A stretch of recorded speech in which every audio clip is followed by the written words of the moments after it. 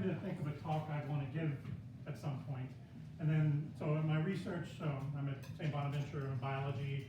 My research focuses on using zebrafish, which are little tiny minnow-looking fish, in developmental toxicology research. So we look to see how certain chemicals that potentially get into the environment, how they could affect early development of zebrafish as they go from little baby zebrafish to potentially, more advanced adult zebrafish.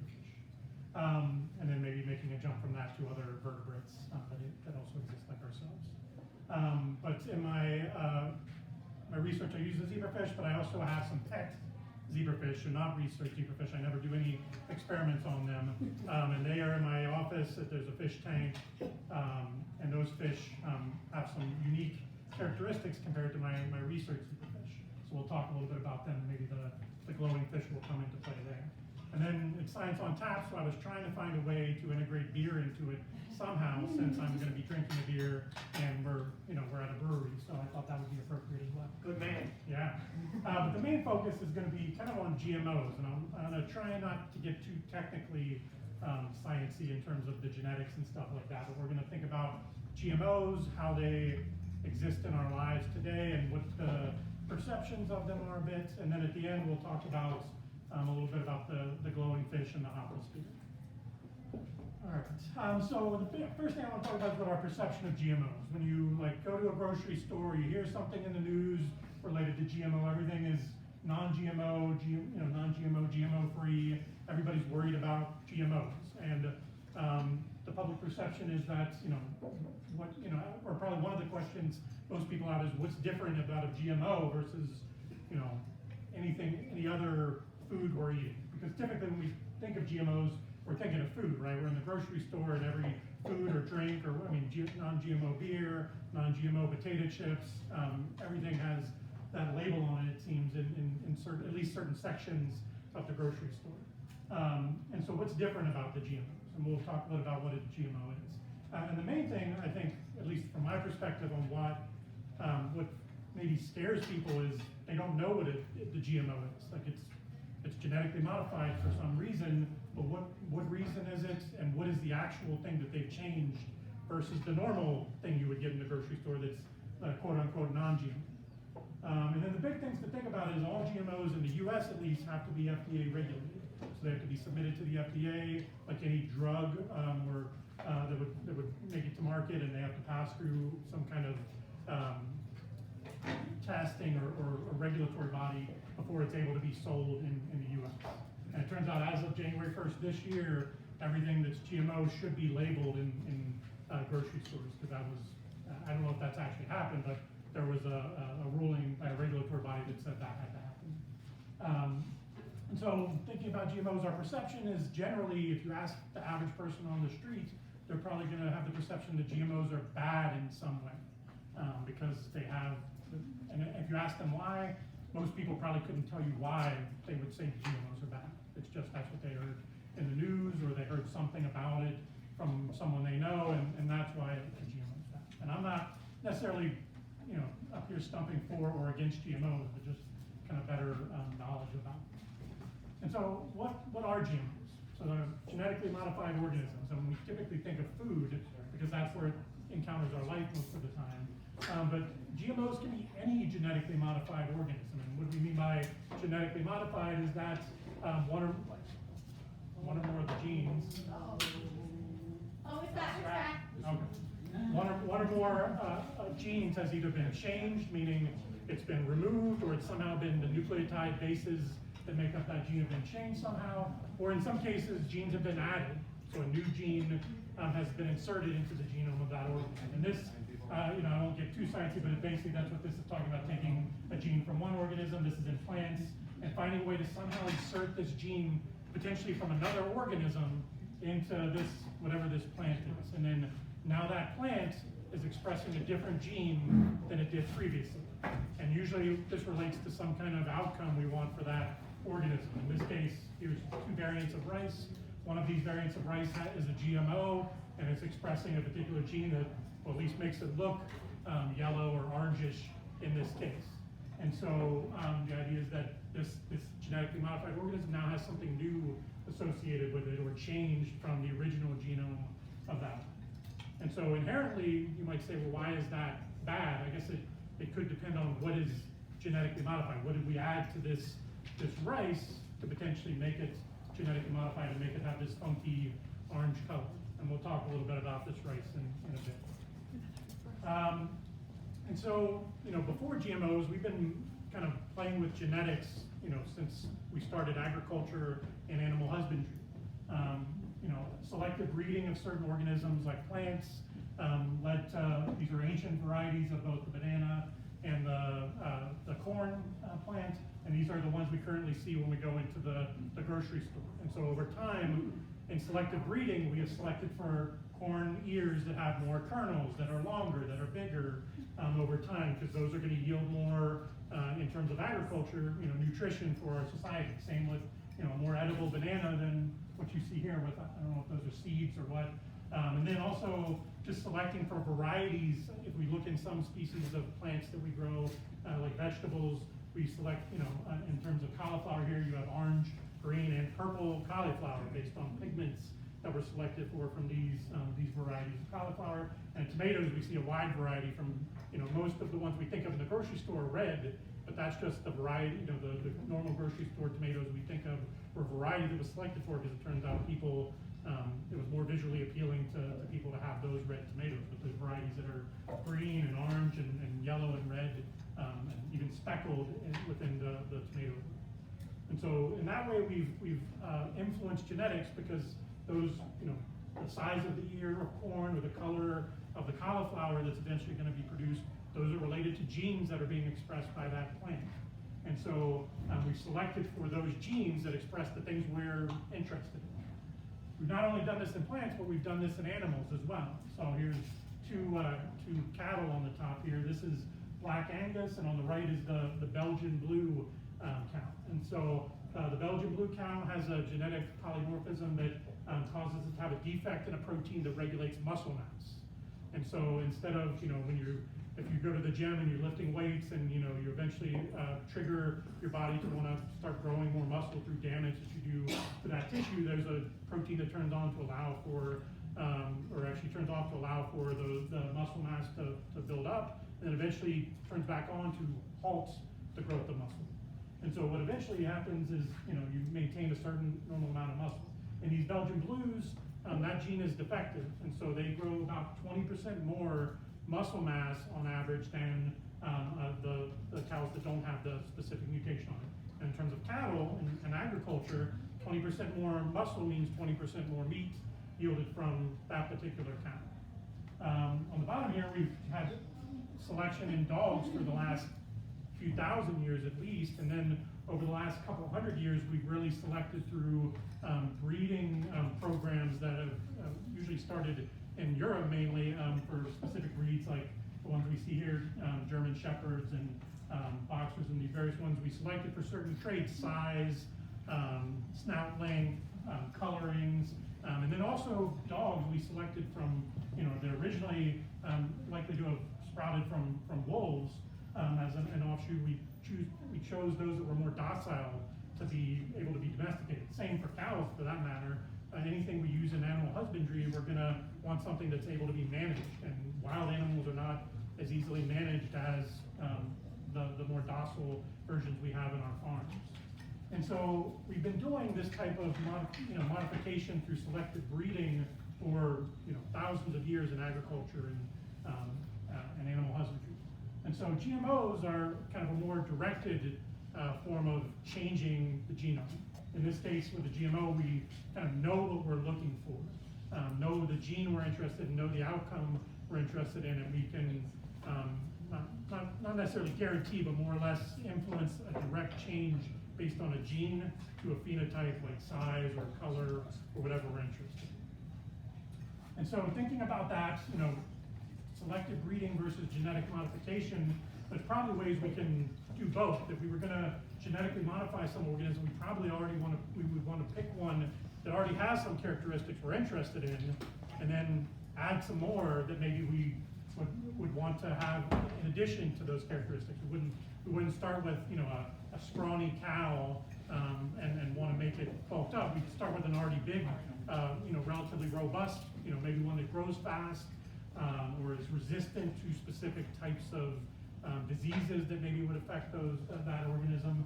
And so taking it from wild animals to tame animals and then selecting eventually for breeds that are, have some beneficial characteristics, and then using genetic modification to go, can we somehow make these better in a more directed way? And so that's, I think, what would be the ultimate goal of any genetic modification for not just cows, but any organism would be to make something that's more robust, more marketable in terms of agriculture, that would be more beneficial for the consumer that's eventually going to, eat or drink or whatever the product that's going to come from. All right, and so we typically think of GMOs as food, and there's a variety of different ones you've probably seen. I'm not going to mention every single one of them. But the first actually approved GMO by the FDA was a tomato. Back in the early 90s or mid 90s, 1994 was approved. It was called the Flavor Saver tomato, and it's these are two tomatoes here. I believe this is the Flavor Saver, but I couldn't get a confirmation on the images I was looking for. But it turns out they were trying to design a tomato that was able to be ripe and then make it to market as a ripe tomato in a period of time that would make sense for farm to grocery store. And it turns out most of them don't do that. They pick them green, they ship them, they make it to your store, they use maybe some gases like ethylene to force them to turn red, to have that bright color. But if you get tomatoes during the winter at the grocery store, they probably taste like rubber or something that's not good. Versus the one I grew in my garden over the summer, those were you pick them just at the peak of ripeness, or maybe a few days past that every now and then, cut off the bad parts and eat that, and that's the best tomato you've ever had. Sean, what about an organic tomato at the grocery store? They're still picked green and shipped So same can way. they still put them all chemicals, or not supposed to? I mean, they're not maybe using pesticides or what. I don't know what the qualification for organic is. I'm guessing it's not using pesticides or something like that.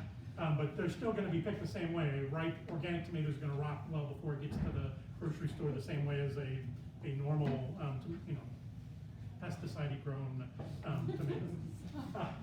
And so what they actually did with the Flavor Saver tomato is they knocked out a gene, or actually messed it up, that makes an enzyme that breaks down pectin. And pectin is important for the structure of the tomato. So when the pectin starts to break down, this is going to eventually be what you're going to see. So the idea was, if they inhibit this enzyme, then what's going to happen is the tomato's not going to break down as quick. You can pick it ripe, it'll make it to the store, and you may be able to have a relatively ripe, well-tasting tomato. It didn't end up lasting. The main problem wasn't that the tomato was bad. The main problem was a bunch of scientists thought they were going to grow tomatoes and do agriculture, and they didn't really have the background to do that. And so there was a lot of cost assuming growing the tomatoes, shipping them to the store, making sure they were shipped in the right containers so they didn't damage. And it turns out they weren't really good at that. They were really good at modifying genomes for the tomato, but they weren't really good agriculturalists. And it turns out they probably should have farmed that out to somebody else. And then eventually the company sold itself, and they sold it to a well-known company you've probably heard of called Monsanto, who bought their patents and everything. And they didn't want to keep the tomato going. I think they just wanted the patents. But I think the idea was they wanted less competition in the GMO market, and so they bought them up. And I think this company was ready to get out of this, or whoever was in charge of it, they learned their lesson in agriculture, and they got back to what they wanted to do, which is genetically modify businesses. Sean, would canned tomatoes go through this process of? I mean, it depends on how they're canning the tomatoes. I mean, I would assume if they can can it at a facility, they could pick it ripe and can it right away and get them more or less ripe. This is mainly for fresh tomatoes that we see this issue. And a lot of fruits and vegetables you get are picked not quite ripe, because ripe fruits and vegetables typically just don't last that long, as you've probably seen in the grocery store. Even the ones you get there don't necessarily last. So in terms of other GMO crops that you've probably heard of, corn, soybeans are probably the two big ones that you may have heard of in the past. Corn for sure. There's corn that have genes that have been modified to make them pest resistant, drought resistant, and herbicide resistant. And almost all of the genes that were modified in these organisms were to add a bacterial gene that counteracts something that they that is going going to affect whatever they're looking at. So for pest resistant, it produces a protein from a bacteria that then makes certain types of insects die or sick, and so they're less likely to eat that. So if you are a farmer and you take a modified pure corn and you use the kernels to plant corn, You're not that's allowed gonna to. be then modified corn that you're growing. And that's the same, so the genes and the cells are the You don't need to DNA is do the DNA. Once you have it, you don't need to do Yeah. anything to keep it. The issue, I think, is maybe You are Monsanto not or whatever allowed companies to. have made a way so that that's not possible. It's Yeah. illegal. You're not And that- That's why you gotta do You are farm not to table allowed if to. you want. Yeah. By the seeds, you are contractually not allowed to. Yeah. to- You're not allowed to from that, so, yeah, Wow. that's not related to the genetic modification, that's related to Theoretically, but not legally. the company that markets it and business ethics of the company. So these genes that they're using in the modification, are they from the same species or are they from another species? They're from another species. So this is kind of like a Frankencrop that you're. That's what, So they that's. call it. you- We call you those really transgenic. mentioned that when you're talking about selective breeding. Yeah, I mean, selective breeding, you're gonna breed with the at least closely related species. Right. In this case, you can take genes from other species. The genome by bringing in genes from another species. Because the issue So that becomes, sounds kind of scary to me. yeah, well, I mean, why is it scary? Well, it's kind of like that novel on Frankenstein, putting together different parts that created. But Frankenstein created from all human parts, so. So it it's all the same. It wasn't even a transgenic species. Yeah, that's a good point. But you understand what I mean, that when you talk about selective breeding, you're talking about using the genome. Mhm. But when you're talking about GMO, you're talking about Mixing inserting genomes. new genes into the genome. So a bunch of foods that we eat now are hybrids from two different species. So grapefruit, for instance, were an experimentally produced hybrid, not GMO, because it was not using molecular biology, but it's a hybrid, two different species. Grapefruit are Franken citrus. We can talk about species differences as well, which is a whole other conversation. And maybe I won't buy it. Wait, so grapefruit, you wouldn't, They were a hybrid of two different species. They didn't exist. They were a result of agricultural science. What was? Grapefruit. grapefruit, I love grapefruit. I know. You should continue to eat them. And you also love But when you say science. were these species, were they related species? One was an asparagus and the other was a sheep. I think they were both citrus. They were two different So species. repeat that in case they didn't, did you guys hear Are you that? opposed to mules? Yeah, you were Joe said I'm not it was a opposed to grapefruit, or it, no, but I grapefruit was a think sheep and skimmed over an that asparagus, but slight that's not. distinction between selective breeding and inserting into the genome something from an entirely. So where's your limit on how different two species can be Well, I before don't we know, can mix them it together? just kind of occurred to me that maybe there's. Where's the line? Love is love. I understand kind of where Bart is coming from. I do kind of understand that, especially to the populace at large, that sounds scary, right? I mean, the unknown is always scary. Yeah, of course, but from my perspective, the scary stuff for me is those herbicide-resistant ones, because then I know they're spraying them with all kinds of crap that I don't wanna. Well, the thing is, the corn that's not herbicide resistant, they're still spraying herbicide on it. So it's not like there's not herbicide on the herbicide resistant, on like the stuff that's not the GMO corn. They have to weed and use herbicides, otherwise they'll outcompete the corn that they're trying to grow. And so, I mean, I can explain what's happened. So in the pest resistant, they use a bacterial gene that kills the insects, but isn't supposed to be at least the studies have not shown it to be harmful to humans at all. And so it gets rid of pests. And in fact, if you grow GMO corn near non-GMO corn, it reduces the amount of pests on them too, because the pests that eat the GMO corn end up dying and they're not around to potentially affect the non-GMO corn. In terms of the herbicide resistant, the herbicides typically target enzymes in the plants and kill them, like the weeds that you're trying to kill. The enzyme that is the genetic modification in some of the herbicide resistant corn is a variant of that enzyme that's been produced in bacteria that isn't affected by weed killing. And so it's the same enzyme that needs to function, that the plant needs to function, but it's just not going to be affected in the GMO resistant corn versus the weeds and anything else that has the normal version of that enzyme. And in fact, they've created herbicide-resistant corn that is not a GMO, that's a hybrid from crossing into other, that are herbicide-resistant species of corn that they don't have to market it, label as a GMO because it's not technically genetically modified, it's technically selectively bred, but it does the same principle as the GMO type corn does. And then I mentioned briefly in the beginning about the golden rice here.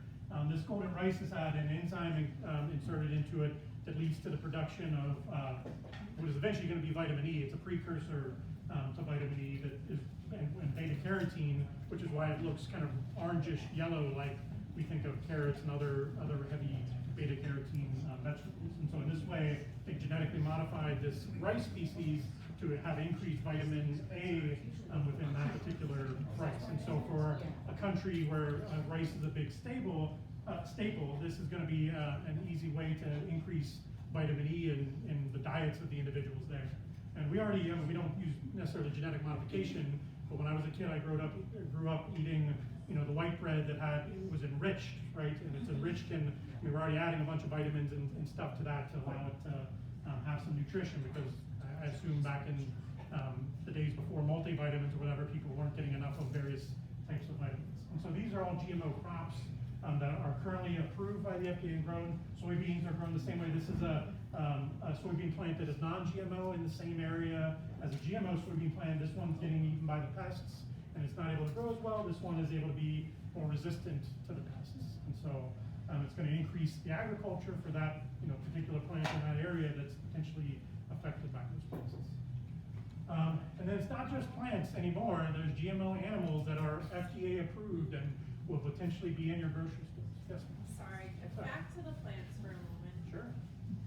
As you were looking at this, how fast can pests start to resist the resistance? I didn't look at the specific any time. I don't know if they've even done those. I mean, they probably have done those studies, but I haven't looked at how fast. I mean, anytime you have a molecular warfare like this, there's going to be a battle of, this is going to kill the thing, and then there's going to be X% of them that are resistant, either naturally or through normal mutations, and then, then the molecular arms race comes back, where you need to come up with the next thing that's going to kill what is now, I mean, that's the same thing we see with COVID right now. Even if we lower the amount of COVID, the new variant comes up, and it goes from being 1% to 100% of the population that's going to be affected by it. Just, yeah. So, but I don't know any answer to that question. So animals, which we don't typically think of as GMOs as much. Salmon has been approved, or actually has been approved for a few years, but it's soon coming to market. This GMO salmon, I think it's called the Aqua Advantage salmon. And what they've done is they've modified and inserted one gene from another type of salmon and a promoter which turns on that gene, which basically makes the salmon want to eat all the time. And so normally salmon are kind of seasonal eaters, maybe probably right before they're gonna mate, they're gonna go upstream and have to make that big swim. And so in this case, they're gonna eat all the time. And so they, on average, about twice as fast will grow to the same size. I think I have that genetic Me too, I know. But if you look here, these are two salmon that are the same age. This is the non-GMO salmon, this is the GMO salmon at the same age.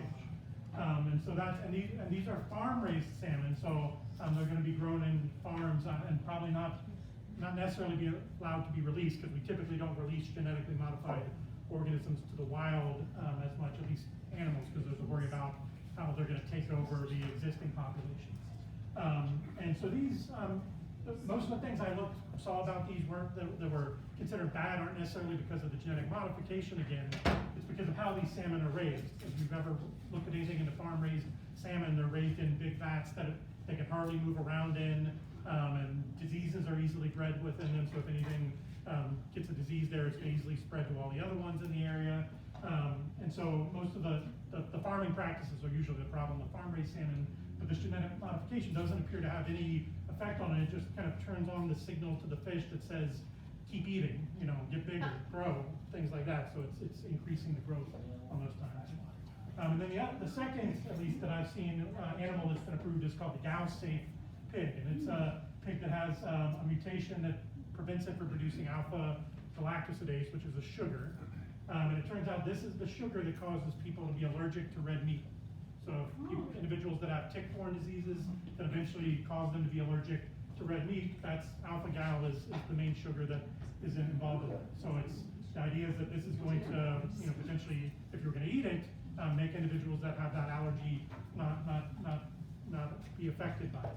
But the other big thing is that potential transplants are used. Pig organs as well as tissues and valves and parts are used in humans when there's not human versions available to be able to do transplantation.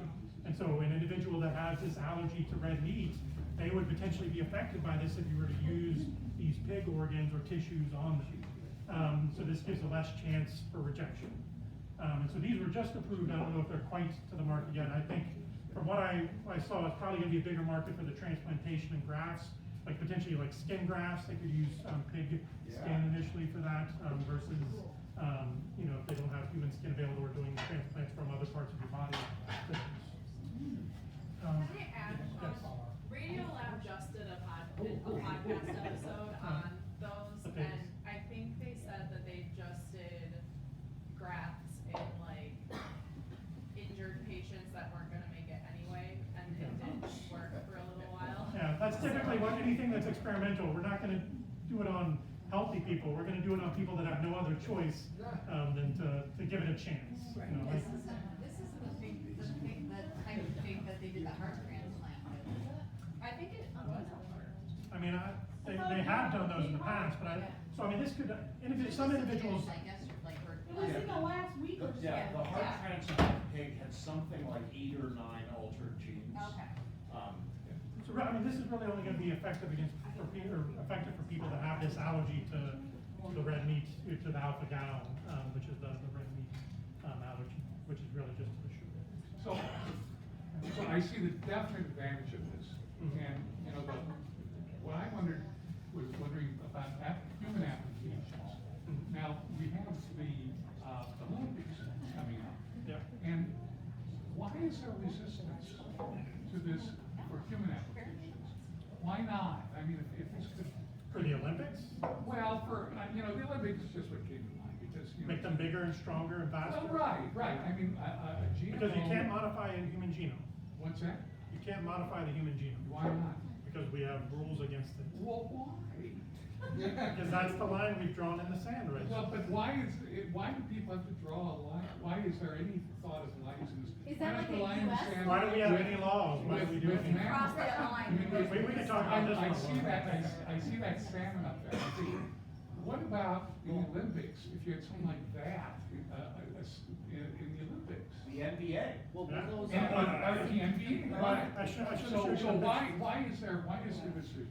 That's like, to be serious about it. Why? We're a why is society there- of people why that is there have different resistance? opinions. Well, And not everything is, and because science can't rule everything, I guess. I don't know. But if science is objective, While you're at it. fact-based, and true, But not and, everybody believes that. and human beings we should aim towards the improvement of human beings. I mean, it's an idea that goes back You're towing a line, to the Enlightenment, reason to improve. There was also a humanity. period in the mid, in 1900s, I believe, some individuals thought something along those lines. Don't forget about the guy who. Bart, Okay, Bart, the kids I'll who- bet you for the Olympics that that kind of stuff is probably happening. no, You but think it's recent- happening? I don't doubt that they're trying. Why wouldn't they try? I mean, No, but ethical recently, scientists aren't gonna modify a human. no, but recently in China they did, with, the. I said ethical scientists. Yes. No, but it was to prevent. But why is there a difference in ethics between pigs and humans when it comes to the GMO stuff? I mean, pigs are supposed to be pretty smart, and, their hearts can. They're just not as cute, and bacon's really good. I And don't their know. hearts can be transplanted into human beings, so. Same reason, most of the world doesn't seem to eat dogs. Dogs are cute, but there are, places in the world where they eat dogs. It's why is that line not there versus Well, is here? Yeah, no, it's a very ethical and moral kind of question, and I have no answers. What are the limits of The GMO? limits are whatever we can get away with at the time, I think, and that line has moved throughout history, and will continue to move throughout history, one way or the other. So it is possible that Let's just say this it's nervous. could happen. Oh, yeah. It is possible. So, many a sci-fi movie where this has happened, dystopian future, Reading future MIT conditions. yeah. We'll have to see what happens. There's also non-food GMOs, so, I've got more. How much more can I go? I haven't even got to the fun part. Just talking about the boring background. So there's non-food GMOs, so cotton, same types of genes that are in corn and soybean are in cotton because it's a big cash crop in terms of producing clothing, of course, but it turns out the seeds in cotton, which are actually toxic, they produce a toxic chemical, they've genetically modified them to not produce that toxic chemical anymore, and they can be used as a food source. Turns out they're high protein, can be used for animal feed, potentially humans can. You can start eating cotton. Yeah, I've heard it's kind of like a soybean is what it was equated to when I was reading in terms of protein availability. And insulin has actually been produced as a GMO for many years because we used to produce it from cows, but it turns out there was allergy problems using cow insulin in humans, even though we're both mammals. And so what they did is they took the human insulin gene and put it in bacteria as well as yeast, and now we can produce human insulin in those organisms in large amounts, and that's what most diabetics, when they take their insulin injections, it's this recombinant insulin, recombinant DNA. That's another way for saying genetically modified. We've shuffled some genes around between organisms. Do they still make non-GMO insulin for people who are offended by it? I don't know. Sure, that's a good question. It would probably cost a lot more. I'm sure this is cheaper. It turns out it's really easy to grow bacteria and yeast in media than it is to grow a cow and extract its blood and isolate the insulin from it. And they're Frankenbacteria because they have a human gene. Yes, they are Frankenbacteria. Whoa. They're part human, part bacteria. Yeah. So I want to return to. Okay, I'm sorry.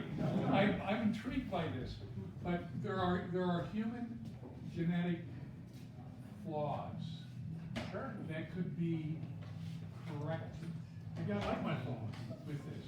Okay, but I'm talking about genetic Diseases, sure. As a special educator, that is a slippery slope. Okay. That's something that the disability community has been against for decades. Mhm. Love us as we are, because you can't, the cure for But that. not all these are disabilities as you understand them. They're simply diseases that kill people. Sure. And why not? And we've shown in proof of principle that we can do this in a mouse Why or in another not organism. provide a correction mechanism for Well, I mean, there will probably be a case these diseases? Terry was talking about, individuals that were like on death's door, they could get this treatment or not. There's been the case that we can take cells out of your body, we can maybe modify them, put them back in, and that can alleviate something like. So there is certain a serious basis There is a principle that it works. for this. We can more or less do this. To reduce human It's just suffering. not been done. It would reduce human But suffering. not every disease is gonna be that easy. The problem is, every single cell in your body could potentially have that mutation if it's a genetic Okay, disease. okay. So how do we change the DNA in every single cell in Okay, your body? but this does have a potential. Yeah, human exactly, application. for sure. Yes, sir. This brings We up, should take a look at this what's brings going up a on in your good basement. point, people. This brings up a good point. The science on tap rules are, just so everyone's aware, Joel reminded me, you heckle the presenter too much, you gotta buy a beer for everybody in the room. That's the rule. That is the rule. And it's a majority vote, right? Joel knows this because he's had to do it before.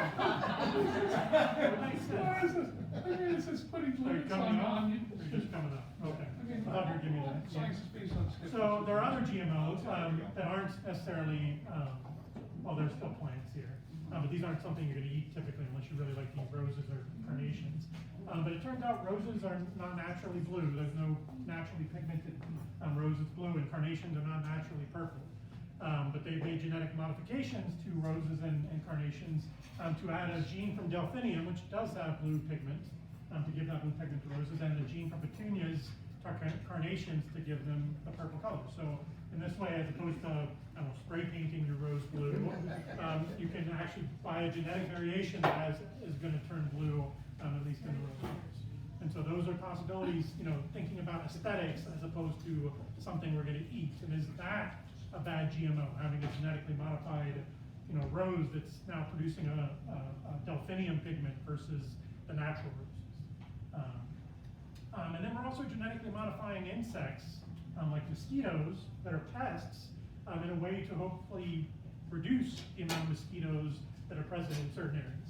And so these GMO mosquitoes have been modified in such a way to give them almost like a kill switch in their genome. And so what happens is the gene, unless they're given the antidote, which is a specific chemical, they can't be grown or raised naturally.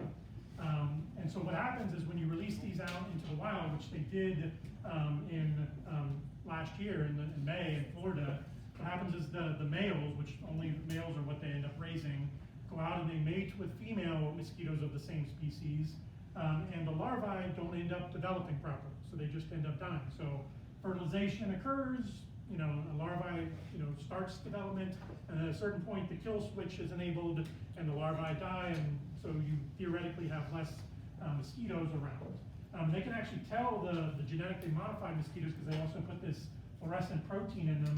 It's hard to see. This one on top is not fluorescent. It actually looks a little red because this one is shining so bright next to it that it's shining next to it. But these two down here have the fluorescent protein in it, and so those are the genetically modified ones versus the top one, larvae, is not genetically modified. So is this how Rudolph was produced? Potentially. There was a single variant that hopefully had children if you wanted to pass that on. But they can actually see the ratio of how well this is working in the wild by getting larvae in a particular aquatic ecosystem where they grow and seeing what the ratio of the fluorescent to the non-fluorescent ones are. If there's more non-fluorescent ones, that means it's not necessarily working as well. If they're all fluorescent, that means you're getting the GMO ones. Is this kind of explained like when you go to Disney World, there's like no mosquitoes, they bought into? Normally they're spraying, so typically what they do is they spray a lot of nasty chemicals that kill the insects. And so the idea behind this was can we reduce the mosquitoes without having to spray the chemicals? I mean, even the GMO corn, the idea is they can use less pesticide for the same amount of corn if they're already pest resistant to some degree, or herbicide resistant, less weeds or something. So that is the thought behind that. And this would be that they'd have to spray less. I know I lived in North Carolina. You see the signs pop up every April and May for the mosquito spraying people that make a ton of money reducing the amount, especially when you live near a swamp. That's where the mosquitoes really like to breed. We don't have them too bad up here, other than about a month out of the year, so we really don't see it. But this is an opportunity to kind of lower down that mosquito. And these mosquitoes, this species in Florida only makes up about 4% of the species of mosquitoes in Florida, but they're the main ones that pass diseases like Zika and other, malaria isn't really passed around a lot in the U.S., but those types of diseases. But that was my question. That's what they're doing in Africa as well to reduce malaria. Yeah, that right? makes sense in Africa to reduce mosquitoes that would pass malaria. But in the U.S. and a lot of developed countries, we don't have as big a problem with malaria because we have drugs that can also do similar things that are not as easily available. But yeah, anywhere where a mosquito would live, you could in principle use whatever species is the main one there, insert that gene or a similar gene into its genome and create that same type of kind of kill switch in its genome. But getting rid of all the mosquitoes could be problematic, right? Probably, yeah. And even this doesn't get rid of all of it. It's not going to be 100%. There's still going to be, non-GMO mosquitoes that mate with each other to produce some, but it's kind of like competition for mates. So some of the GMO mosquitoes are going to get their mates, and some of the non-GMO mosquitoes aren't. Theoretically, you should have a decreased amount over what is normal. And so maybe make it more manageable, or make it so you don't have to spray quite as often or as much every year. All right. So that's kind of my intro to GMOs. It only took, I'm going to be done this in like 20 minutes. It took a little bit. But now we're going to get to some fun stuff. So and this really relates to what we just talked about with the mosquitoes, how they can make those mosquito larvae glow to be able to visualize which ones are GMO versus which ones aren't. And that red fluorescent protein that's in the mosquitoes isn't naturally from mosquitoes or any other land-based species that we've been able to find, but it's actually from aquatic species, marine species, usually ones that are found pretty deep in the ocean because it's really dark there and the light that they emit from the fluorescence tends to attract maybe some prey or something that they're eating in their environment. And so here's jellyfish that glows green.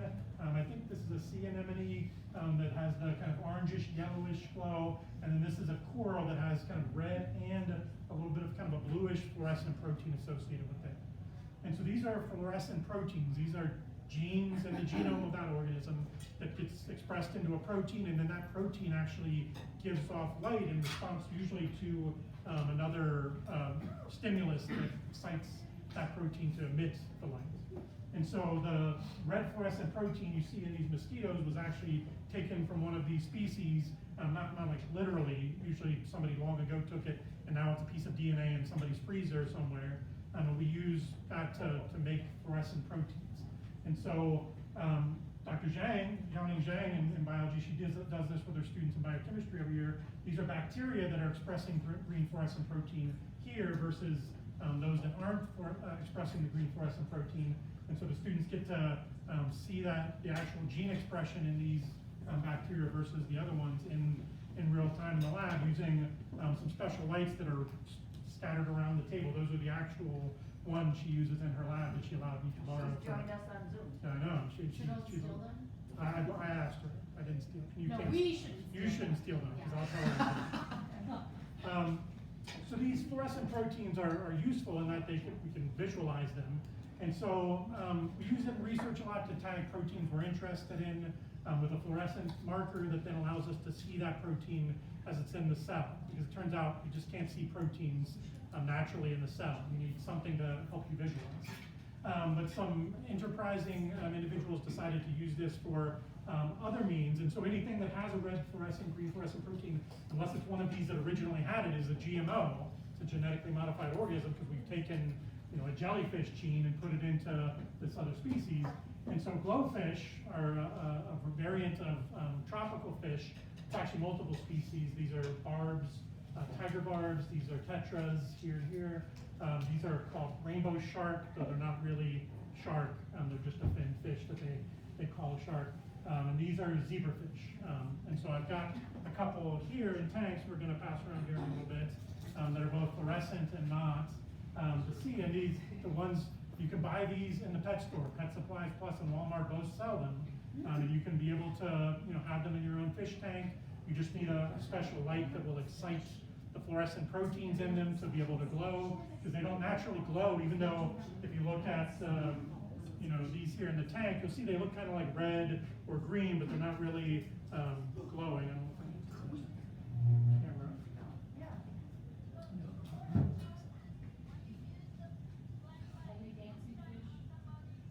Yeah, I already told some people that. Hopefully, what we're going to do eventually, I'm going to pass these tanks around, try not to spill the fish all over the floor or anything, because the lids will come off.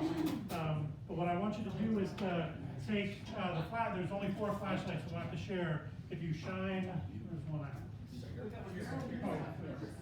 If you take the light and you shine it on the fish, it will actually glow a little bit. So there should be 2 glowing fish in each tank and one that should not glow. It's a wild type zebrafish, and it just doesn't. It's not genetically modified. So let's see if I can. What'd you say? Too much shining. I think I'll try not to shine the light into the.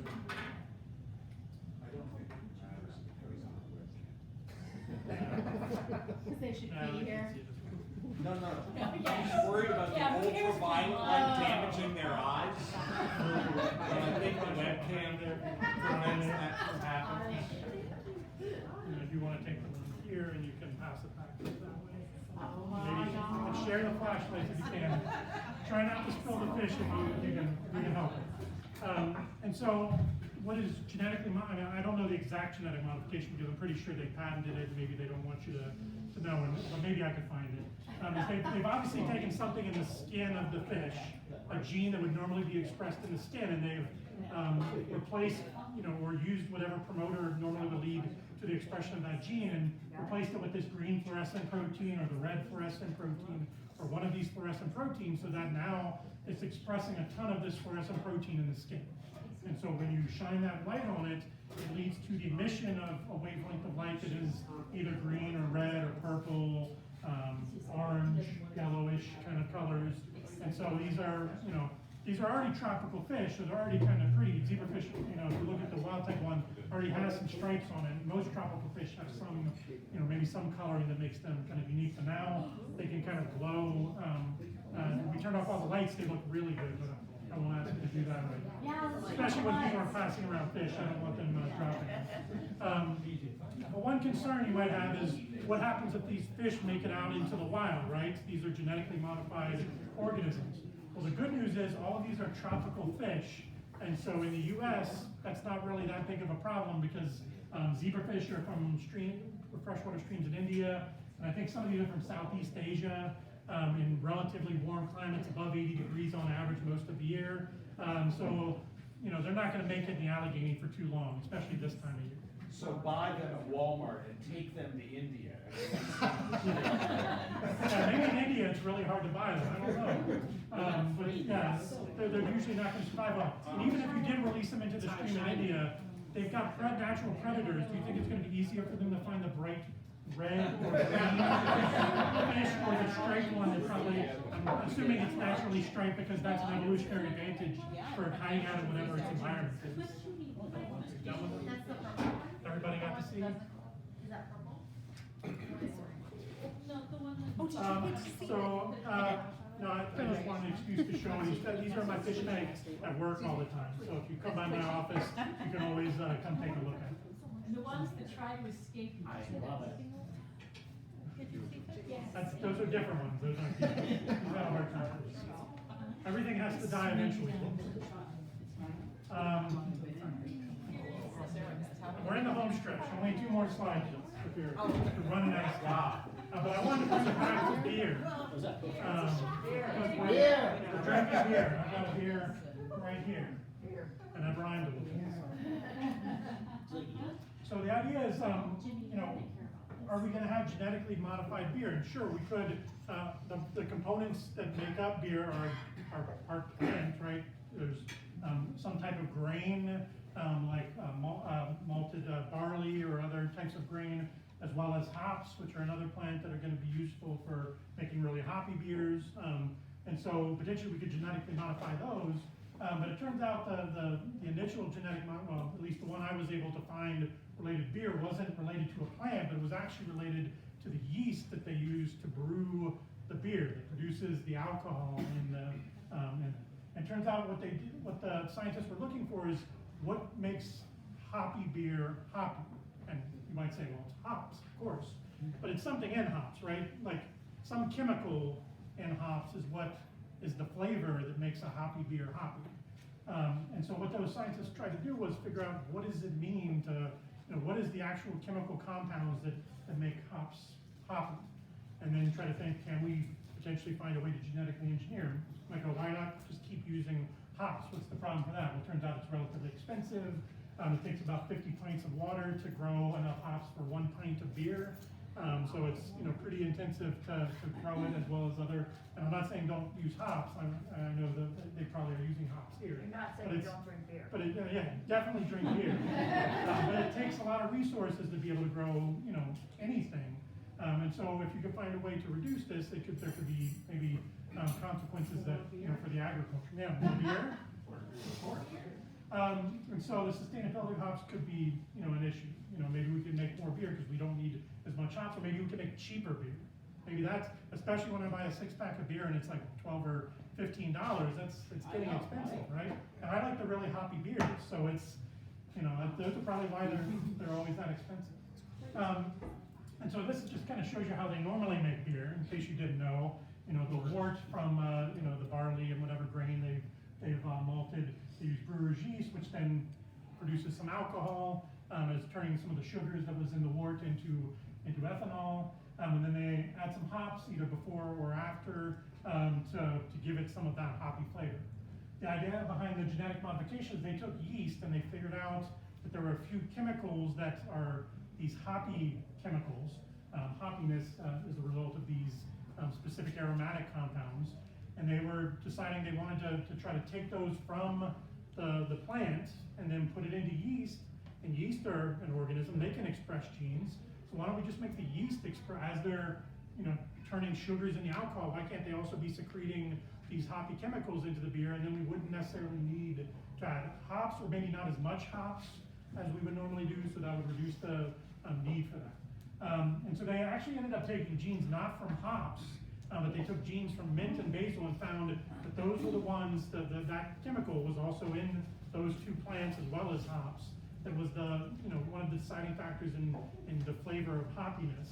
And they were also able to be expressed in yeast. It turns out the ones from some other species, when they put that gene into yeast, it just didn't get expressed as well or sometimes at all. And so they took the mint and basil gene, put it in yeast, and then the idea was now you're getting the full, just that hoppy chemical and not everything else, because then maybe there's some bitter compounds associated with hops that give you off flavors, and so maybe we can eliminate some of those by using this particular yeast. And then also the possibility is, can we make flavored beers with this? Not just using a hoppy gene, can we use some other aromatic gene that's expressed by another plant to give it flavor? Like now, I don't know for sure how they do it, but I'm guessing they add some natural or artificial flavors to make some type of fruity beer or whatever flavors, chocolatey beers. They're adding something like that. Can we find out what that aromatic compound is? Is it a gene that we can use, or a series of genes? Can we put it in yeast, and then again that yeast will be secreting out that aromatic compound in the beer at the same time it's producing the alcohol necessary to make it so enjoyable. So that's kind of the outlook for this. This in 2018 is when they published this in Science, so it was in a really respectable journal. And it's from Cal Berkeley is the lab where they published this from. I looked into what's happened since then. Turns out there's no hopless, there's no GMO hopless beers in this manner that are available on the market now. So either they're still trying to do it, or it didn't end up panning out. I did read that they actually approached maybe it's Lagunitas Brewery, and they made some beer with this yeast, and they did a taste test with people, and people were like, it's not bad. I don't know if that's a resounding, it's the best beer I've ever had, but it tasted like beer, and people were sufficiently happy with it. I'm sure there's room for improvement. Again, they're scientists, not brewers, so maybe if you get maybe that's what's happening right now. The brewers and the scientists are getting together and they're trying to formulate the perfectly tasting hopless beer that's going to come out on the market and blow away all the competition sometime in the It future. should glow in the dark too. That was something I was thinking of. We need glow-in-the-dark beer. The problem is we'd have to get glasses that have little blue lights that shine out through them to make them glow in the dark. And the protein probably isn't going to work real well in alcohol. I don't know for sure. The reason it's in the fish is they're living cells producing that protein. Your beer isn't usually a living thing. Maybe there's a few living things in it, but it's not, maybe if you get ones with live active yeast still in it. So you're saying it's more likely that my yogurt would glow in the dark? If it's got live cultures in it, maybe we can make that happen, glow in the dark yogurt. So this is, in terms of these last two, these are just kind of possibilities for the future. Not just fish. Are there anything else you want to glow in the dark? Do you want your dog to glow in the dark? Yes. Can we make glow in the dark dogs? Is that okay? Yeah, that's where we draw the line? Yeah. So, but that's, thinking about that, what is the next step in this?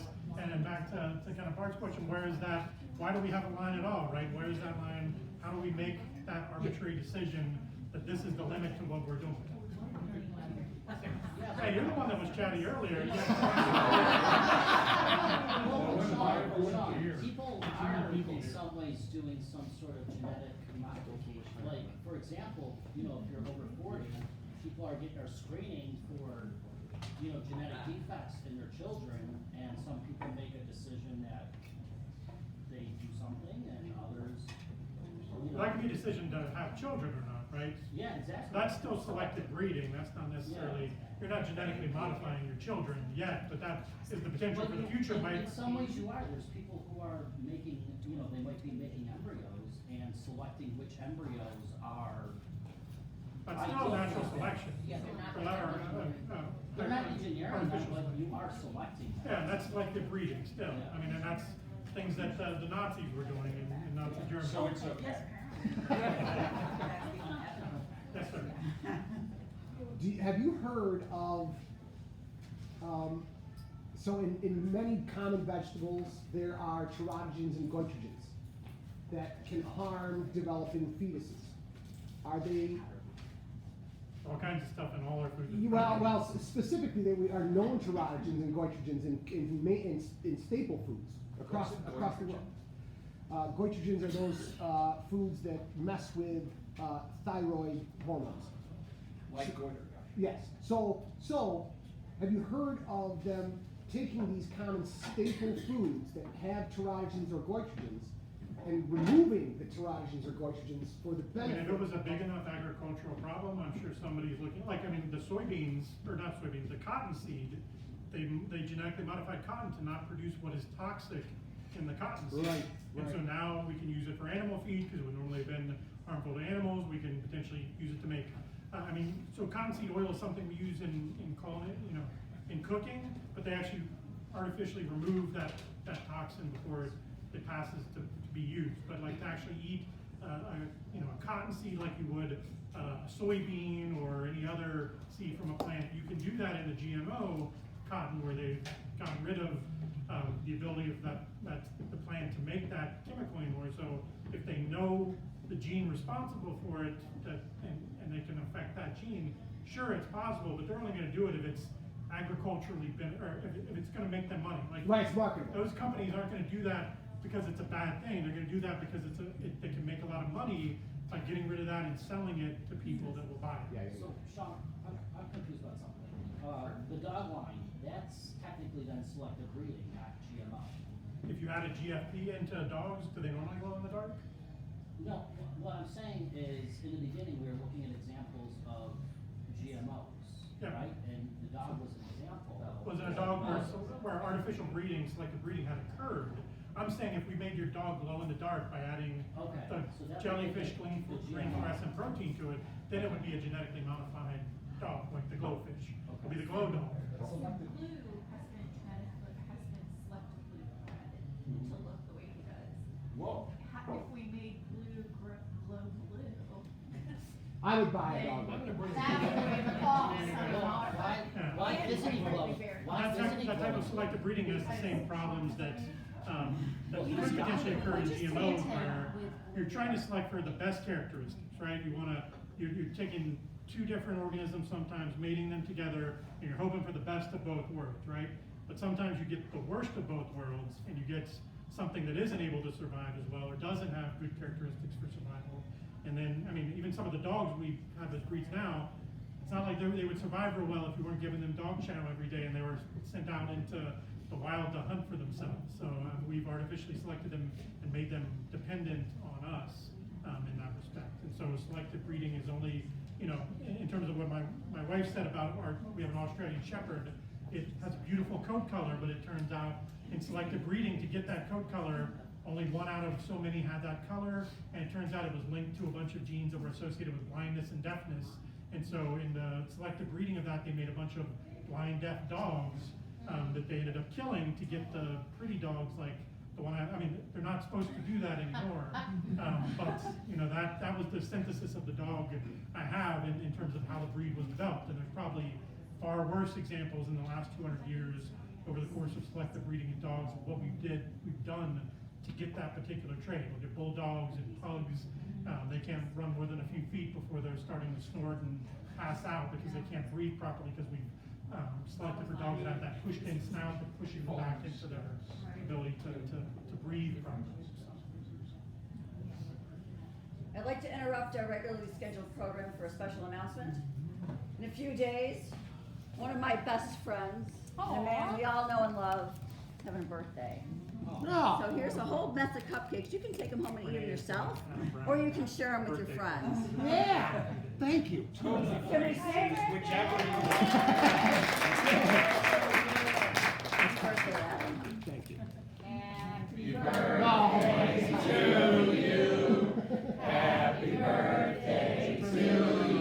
They can all see that.